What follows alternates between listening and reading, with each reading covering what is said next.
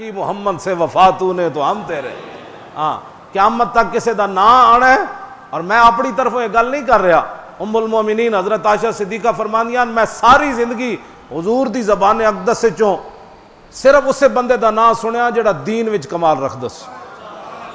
میں دین دی وجہ تو حضور نے کسے بندے دا بھی نا لیا تو دی دینداری دی وجہ تو لیا, دنیا داری دی وجہ تو حضور نے کسے بندے دا نا نہیں لیا. ام المومنین ما سمیتو فرماندی نے میں میرے کنا نے نہیں سنیا کہ حضور نے کسے بندے دا ذکر او دی دنیا داری وجہ تو کیتا.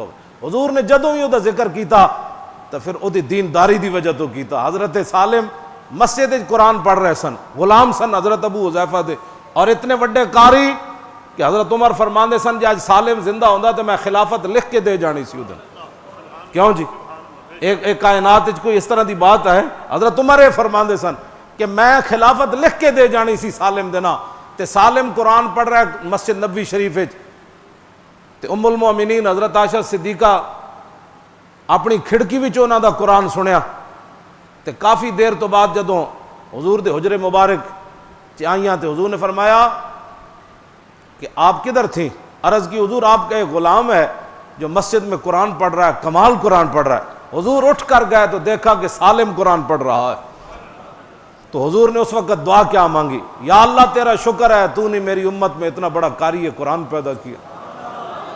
حضور تو قاری قرآن کی سن کر دعائیں مانگے, اور آج قاری قرآن کے لیے تو کوئی پاکستان میں جگہ نہیں ہے. کرکٹ والوں کو لوگ کروڑ کروڑ روپے بھی دے رہے ہیں.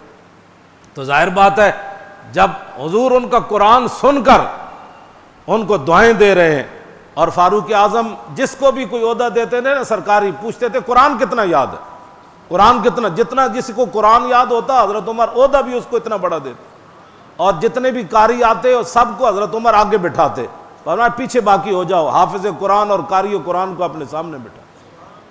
تو پھر ظاہر بات ہے جس وقت قاری قرآن کی اتنی عزت ہوگی تو سارے قرآن نہیں پڑھاتے ہوں گے. تو جس وقت کرکٹ والے نو کروڑ کروڑ روپے فی کھلاڑی ملے گا تو لوگ اپنے پترا نو کرکٹر بنان گے یا حافظ قرآن تھوڑا بنان گے. اگر دنیا میں عزت کا طریقہ ہے تو وہ صرف یہ ہے, اگر درس قرآن ہم نے بلایا ہوتا یہ زمانہ نہ زمانے نے دکھایا ہوتا.